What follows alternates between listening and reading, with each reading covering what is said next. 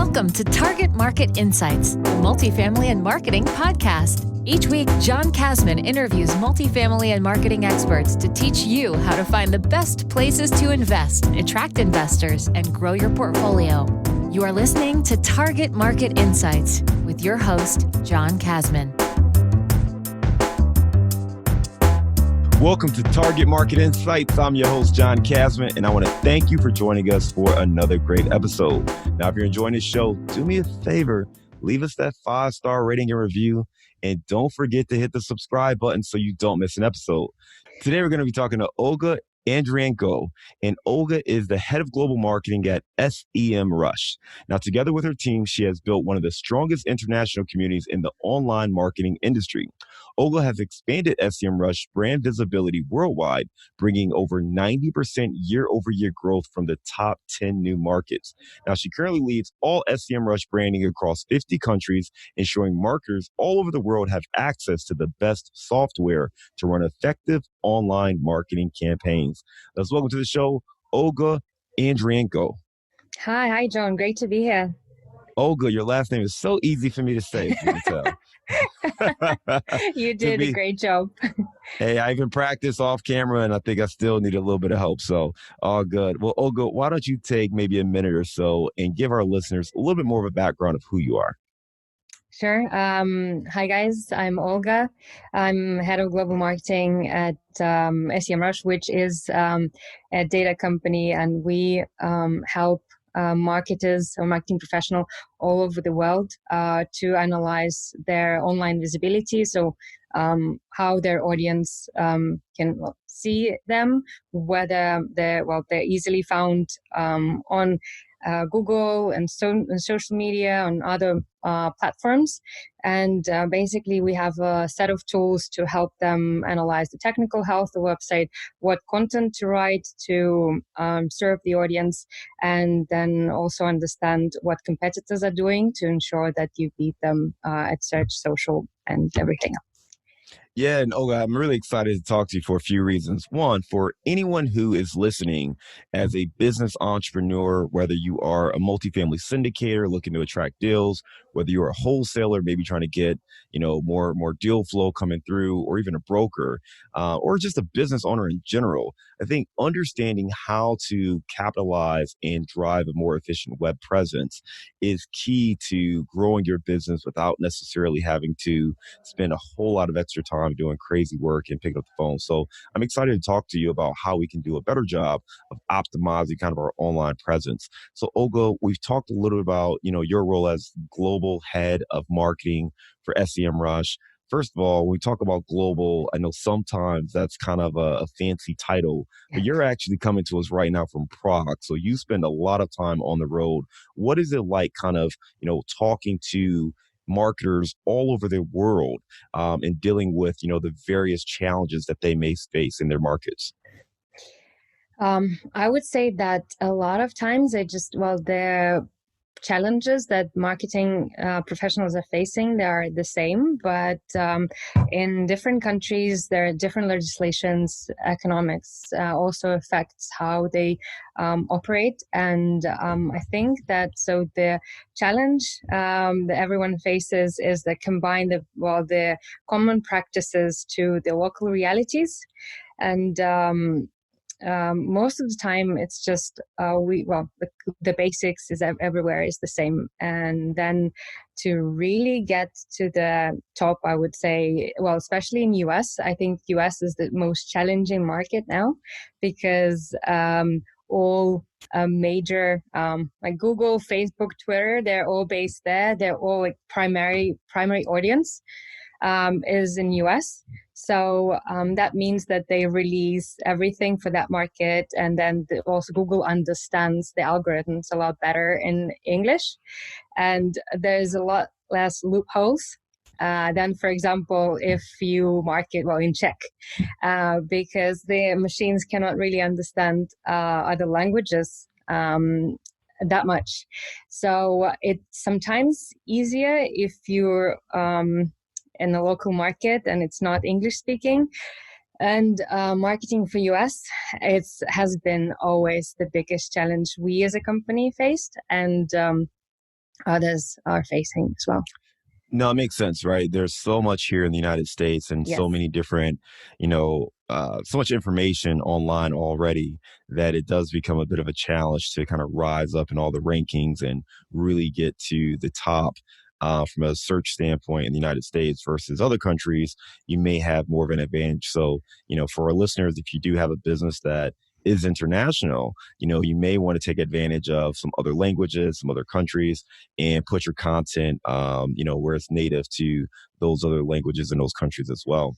So we kind of skipped over a little bit of what SEMrush actually is. What can you explain SEMrush for someone who hasn't heard of that? Sure. So let's say, well, you have a real estate website, and let's say you're selling, well, you have the market is Boston. So then you type in your website in our system. We will give you all of the keywords that you're ranking for, and also the competitors that you have based on the common keywords that you're ranking for. So we show you the competitors in search, and also you're able at the same time to analyze what's happening in your website, and then what your developers should fix. So Google will crawl your website better and rank it better. Then we analyze all of the content you have and also help you fix the content issues or recommend how to serve the audience better and bring value to them with the text you have on the website. And also you can type in the domain in the tool that we have for social media, and then your competitors, and then we will compare your audiences, how active you are, how active they are, where they have more fans and then you don't, and also analyze top content and the best time to post. So it's kind of the power house of and the combination of tools to rank in Google, also to engage better and grow audiences on social media, and also spy on the competitors in every possible way. If you then identify the competitors or you know them, you can see all their ads, all the keywords they're bidding on, and cost per click for those keywords. And you can, within one click of a button, actually copy their ad and edit it in tool and use it for your ads. So it's for advertising, for search engine optimization, for social media, and also we have a huge reporting section, basically that you can combine all of that and send to your boss to quickly assess what's happening, like monthly or weekly in the marketing space. So you have the ability to essentially go look at your competitors, look at your own website, and really do an analysis of what's working, what keywords are you ranking for, who else ranks for those keywords, and take that intelligence and allow you to pivot, figure out what you need to improve on in your website, maybe the kind of content you should be creating, and grow from there. Let's take our business right now, right? We help work with investors. We pool our resources together to go buy larger apartment buildings, right? The technical word for it is multifamily syndication. So if I wanted to rank for multifamily syndication, walk me through just like a couple of the steps using that as an example. So then you type, I will just actually type that in type family syndication. So that would be, well, I would start with a keyword research, and I will identify a list of topics that this keyword has. So what questions people are already asking. Once I identify the list of questions, and that should be, so now the power of, for example, search, for e-commerce websites or for generally, Google brings already 50% of the traffic. So it's the primary traffic source for any business. And if you are able to address not only your branded queries, but just one step above in the decision-making process. So if they're not searching for your company, but probably they're searching for the solution for their problem. And if you put the content on your website that answer those questions, then you would be able to actually be the website that Google recognized as a website that would help the audience, and then they land on your website, have a solution to their problem, and eventually, then you just add the call to action button on that content page, and then you already are able to convert them. But it all now starts with non-branded queries and kind of long questions, because they have lower search volume, so lower popularity, but the chance of ranking for them is higher.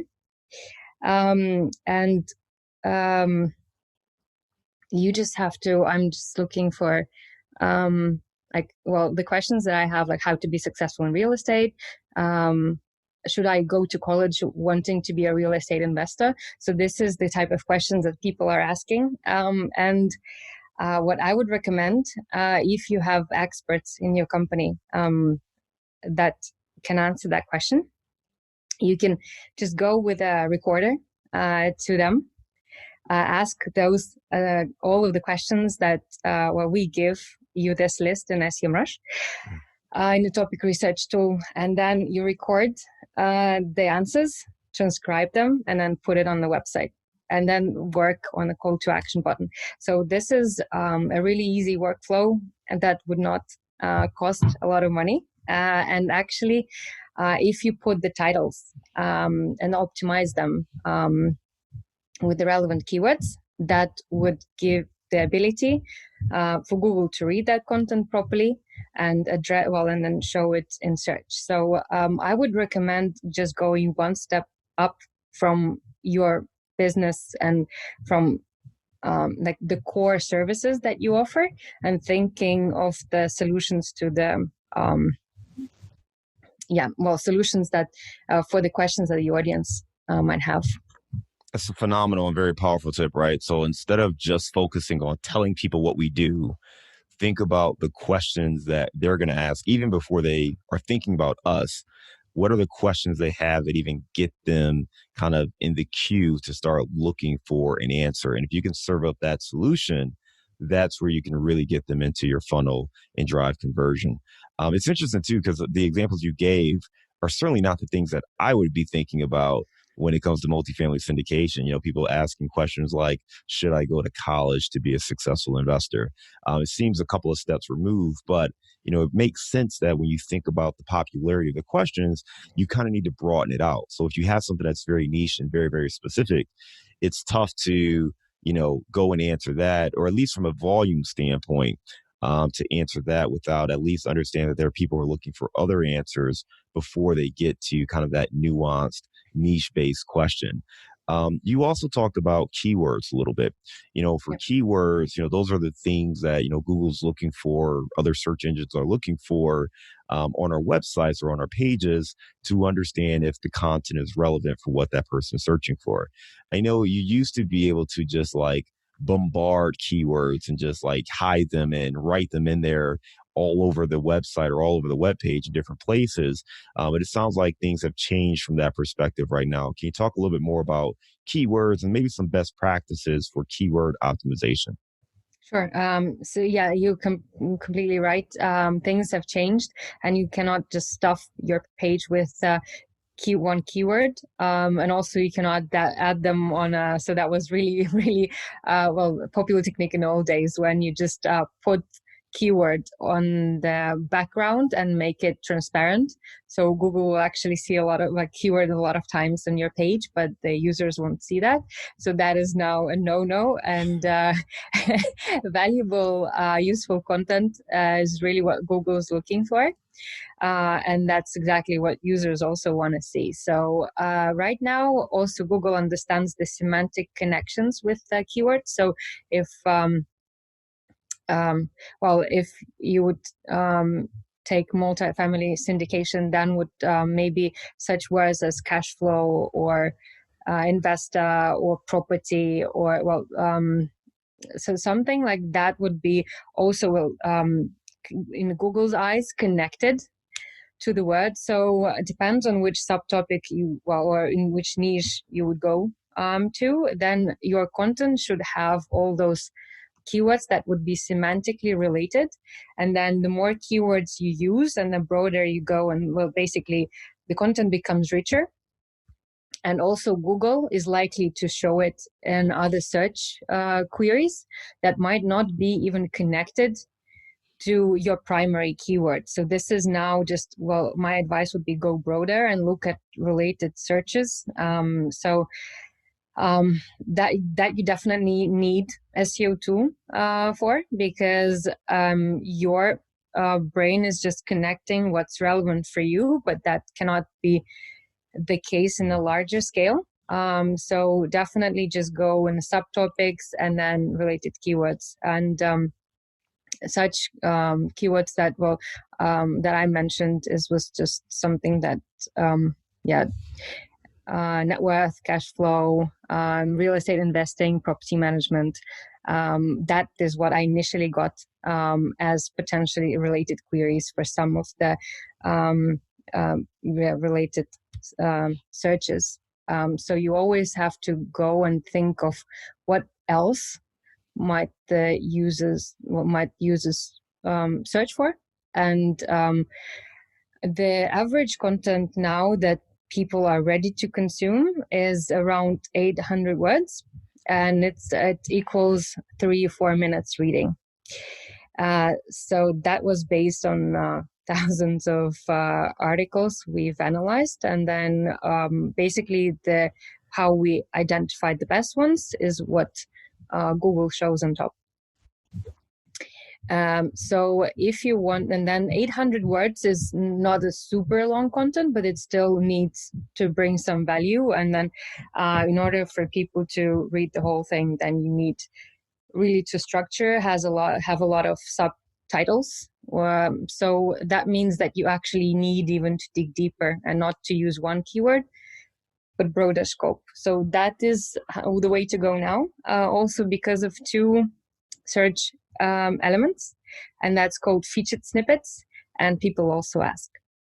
So featured snippets is now position 1. So it's something that you see on top, and that's the primary result. If you type in how to boil an egg, then you definitely will see it. It will be a list, and it will be a picture or a video, and so it will appear on top. And that is what Google has in a lot of cases for informational queries, for something where people are searching for information, but it's not brand related. And also people also ask, have those semantic questions or semantically related questions to your primary query, where also those are all questions, and then in 99.9% they include a link. So it means that in 2 of those elements that are on top and dominating the top of the search engine result page, you would really help your website to gain attention and ultimately traffic. Yeah, I mean, it sounds like the real key is creating great content, right? If you're providing real value to the audience, creating great content, the little tricks of doing the keywords before and other things like that don't seem to work as much as it is just having valuable content that actually addresses the questions or the inquiries that users have, and in providing the real solution for that. We talked a little about, 800 words or more. And I know that sometimes there's no silver bullet answer to say, hey, for instance, how to boil an egg. I don't need a 1,200 word essay on how to boil an egg, right? I mean, you really probably want something that's pretty tight and short and says, put enough water in there, put the egg in, turn it on. When the egg starts to crack, you're done, right? It's not that complicated, but obviously some things are going to be way more complicated if you're trying to figure out how to, create an email campaign or something like that. There may be more steps involved and things like that. How, when you're looking at some of these topics that do have more layers and are a bit more complex, how do you figure out what is the right way or the right amount of content to put in there to solve that question? So I would start with analyzing the content gap, and that would that I'm doing with the tool. So I identify my competitors. Let's say I found my primary. Obviously people. Marketing professionals normally know their core 2 or 3 competitors that they really strongly compete against.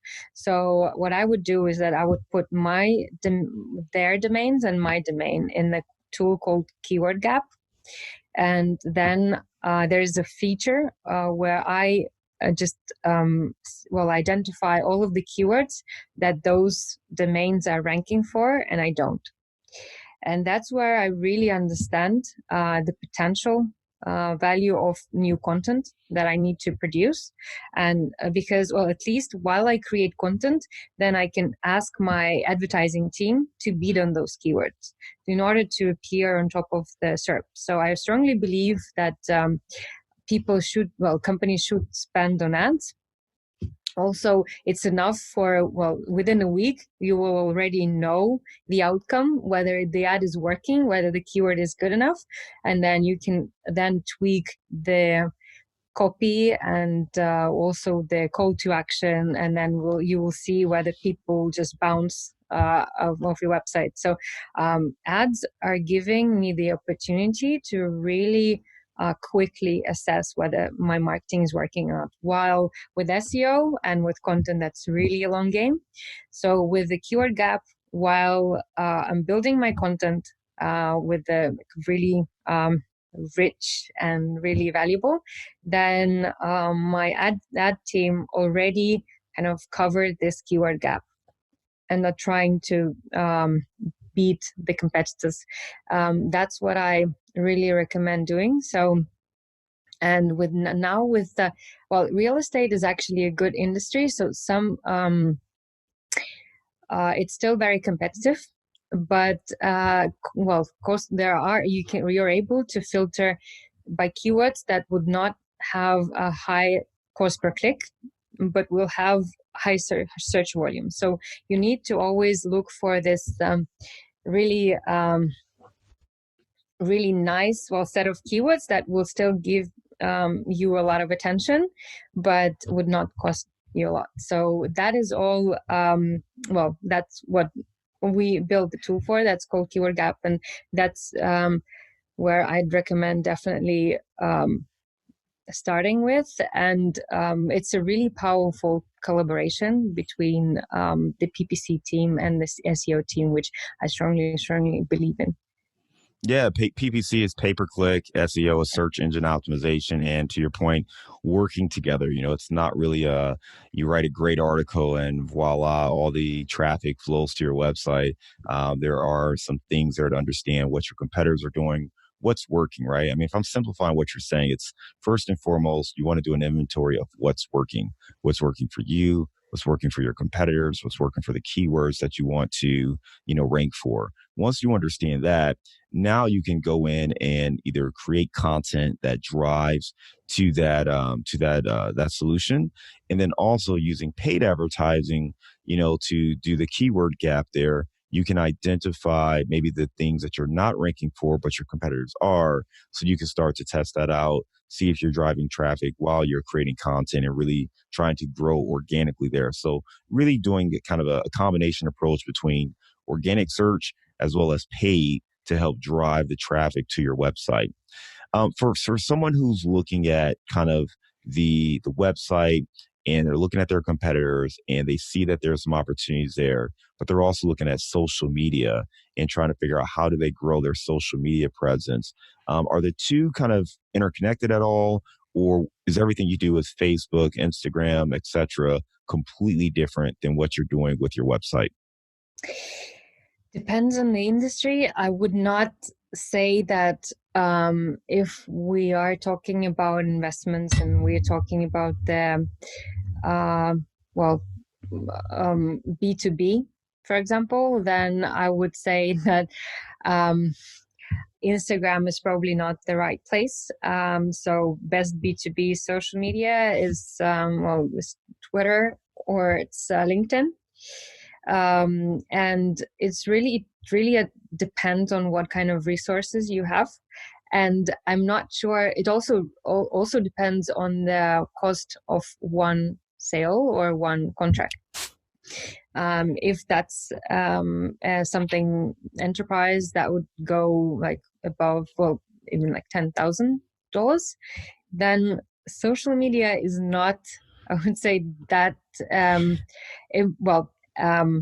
somehow like it's not that important, for example, compared to even SEO.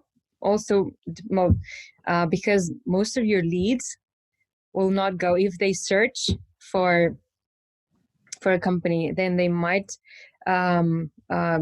just go by referral or to search. And in social media, it's more of a, maybe you would use communities, or maybe you'll use, if you identify your existing customers use Facebook more, then you would use this to create events there, or you can arrange them, even Facebook closed community, or you can use Slack, which is, I see it as social media as well. There could be a private Slack channel, or maybe that's more of a Twitter conversation. So it really depends on the industry. Real estate, as such, I hope I don't offend anyone, but in the marketing space, real estate is a bit old-fashioned, I would say. Not in the way that like people are super creative, but Google has a lot of features in search, for example, for recipes or for news or for entertainment. If you compare real estate SERPs to entertainment results, then you see that Google is just, Google itself is old-fashioned in showing, something regarding real estate. And when the update happens, what we also see is that the changes, it affects real estate a lot more, because real estate results are not changing that often. Like in news, everything changes every day. So it's really vibrant. And then in real estate, if you gained your position in search, then you can hope that it stays for a while. So that's what I mean by like old fashioned. So it's just not really crazy changing. And I believe that also people are like, they value strong connections. They do trust referrals, or they do trust Google more, and then they're not as active maybe on social. I might be wrong, and then it depends on the niche as well. But I would say that it's the strategy on social media and on search. I would put search definitely as more important, because people turn for the information there, and then that's where you just have a lot less noise and bigger focus and stronger intent. And with social media, I would recommend leveraging the audience that you already have and maintaining the connections. So you won't get as many leads from there, but you definitely can build a stronger community. And that is a super powerful technique, because that's where you develop the fan base and the ambassadors. Yeah, I think it's interesting too, to your point that, social media is a great way to engage with an audience, especially your current audience. As you're looking to grow, it really comes down to, is your consumer or client on that platform, and is it easy to find them and engage with them on that platform? If you're looking to do a big B2B deal with large companies, trying to get them on Instagram is probably not the best approach. But maybe you can find somebody who, on LinkedIn is a connection, or find a way to introduce. But ultimately, you want to make sure that your website, kind of the elements that you can control, are optimized, so you can actually engage and reach them from that standpoint. And then ultimately, when they're looking for information, you naturally are served up as that solution, whatever that issue is. So you kind of have to figure out, okay, what would someone be searching for if they were looking for my business, right? If they were looking for the solutions that we offer, what kind of questions would they have, what would they be searching for, where are they at on their journey, to start that process, to start looking for information where I can serve them up and kind of interact with them at that point. So really great tips there to help us think about SEO in a way. I know a lot of people, it's not exactly the sexiest thing in the world from a marketing standpoint, but Yes. it's a very important thing, because if someone can just Google their question and your website pops up as the first answer, it's going to be much easier to do business and to grow. Unless, versus if you're on page 76, because no one clicks to page 76, right? Yes. So that's really the key, is we're trying to get to that first page of the Google results, and really any search engine, but trying to get to that first page is going to be the way to optimize your business and finding those things that people are looking for. Yeah. Absolutely. So, Olga, we've talked a lot about search now.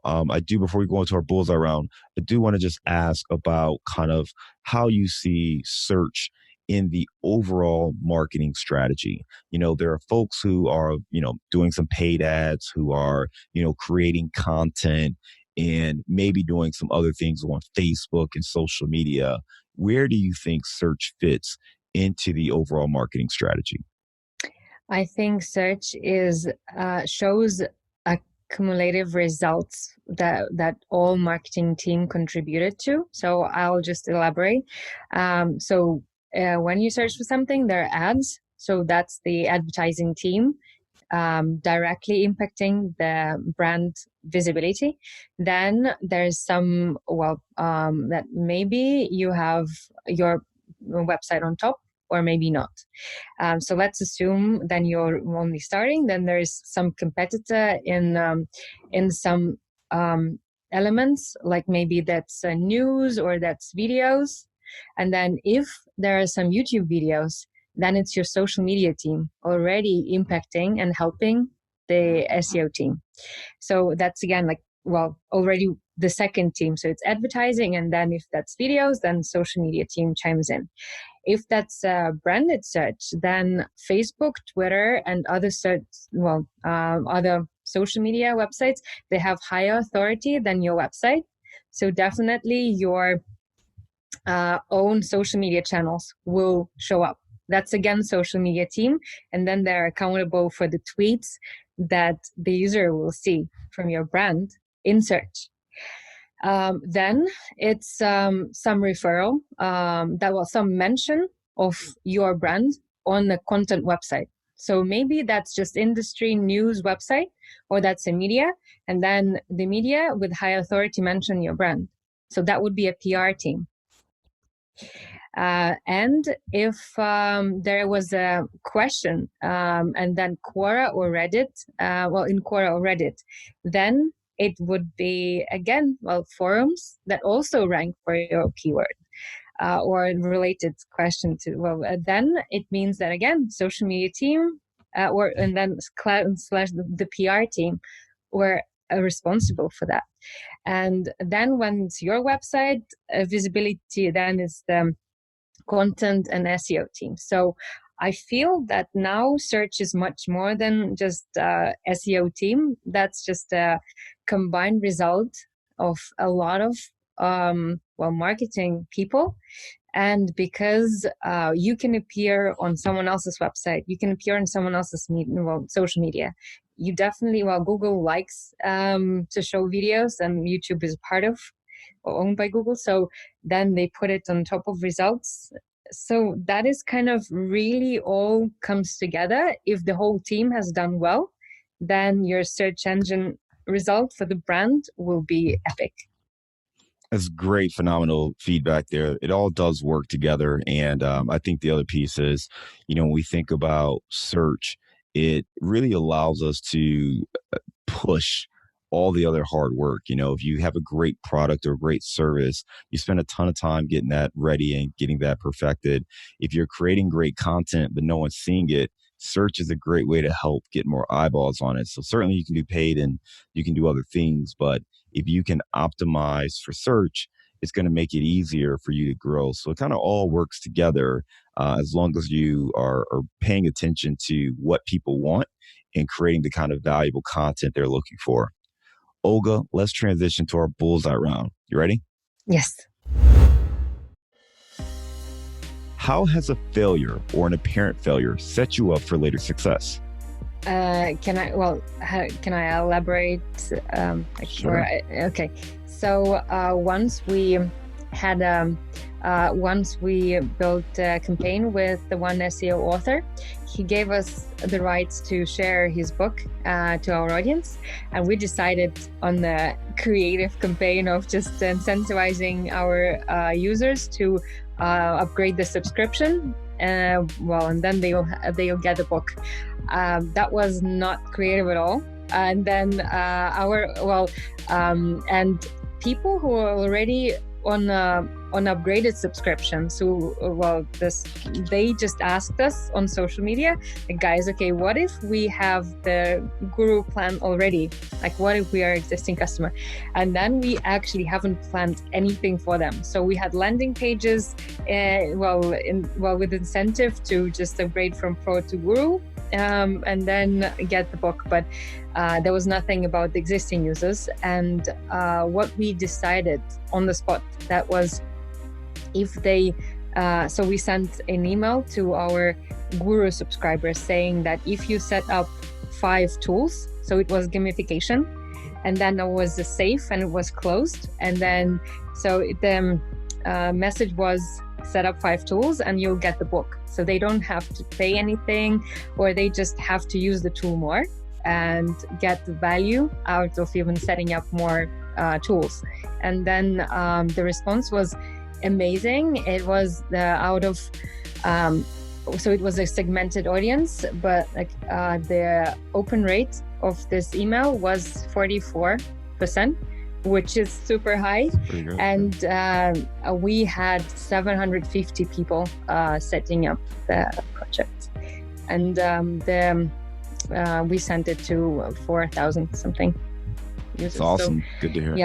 Yeah. So that was absolutely the campaign that was not set up for success suddenly turned out great for absolutely different audience that we planned it for.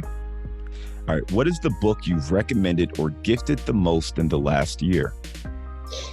It was Never Split the Difference by Chris Voss. So it's a negotiation book, and he now has the also the course on masterclass.com, I think. This actually was super actionable and helped me a lot in negotiations. Give me a digital or mobile resource you recommend for your business besides SEMrush. I think Slack is a good tool. Yeah, really helpful. We use it. And Monday is another one. That would be a task management tool. What is a daily habit that helps you stay focused on your goals? I actually do the morning exercise. That is only 3-5 minutes long. And I just try to clear my mind during that time. And then only then I drink water. So it's just kind of the start of the day. I start my body. That's really, is accountable, for what starts my productive morning, I would say. What's one thing you know now that you wish you knew when you were starting out?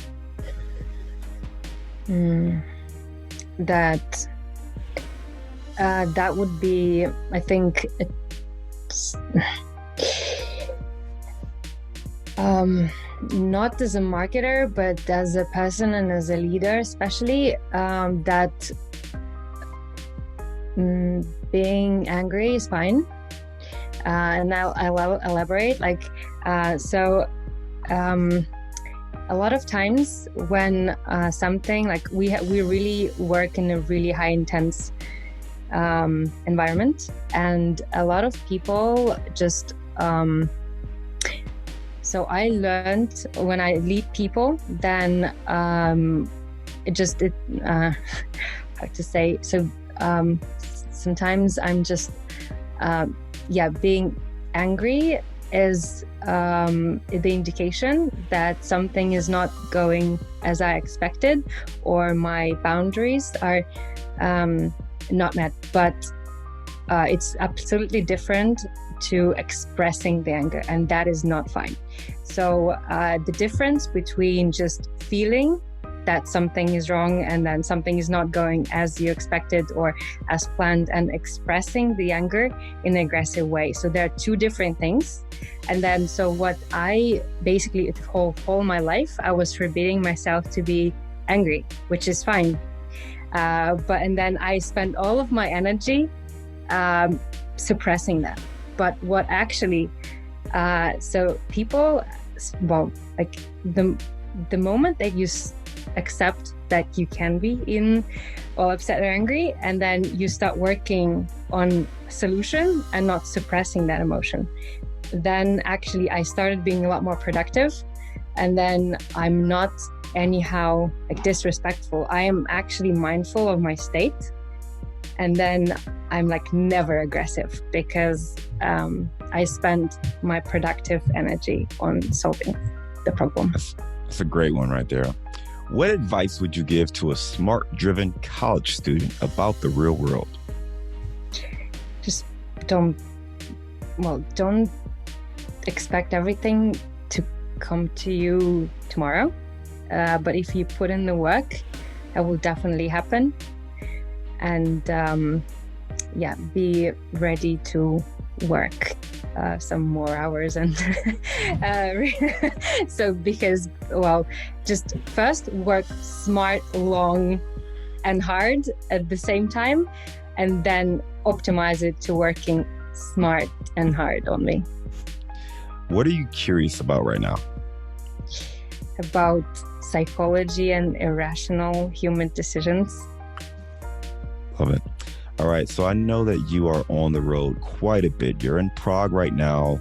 When you're in the United States, you're in Boston, but you spend a lot of time on the road. So I'm going to let you open this up. But give me you don't have to pick one, but maybe give me 2 or 3 of your best places to grab a bite.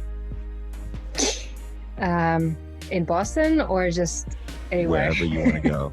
When you're on the road, what do you get excited about? When you go to a place, say, I can't wait to go here so I can go there.